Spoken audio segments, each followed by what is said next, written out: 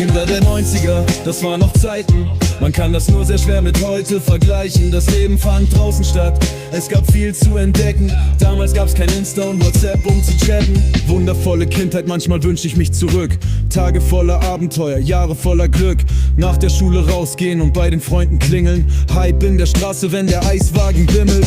Musik hörten wir im Walkman auf Kassetten. Später dann CDs, erst brennen, dann verchecken. The Dome, just the best, Kuschelrock, Bravo-Hits. Damals wussten Chabos noch nicht, wer der Babo ist.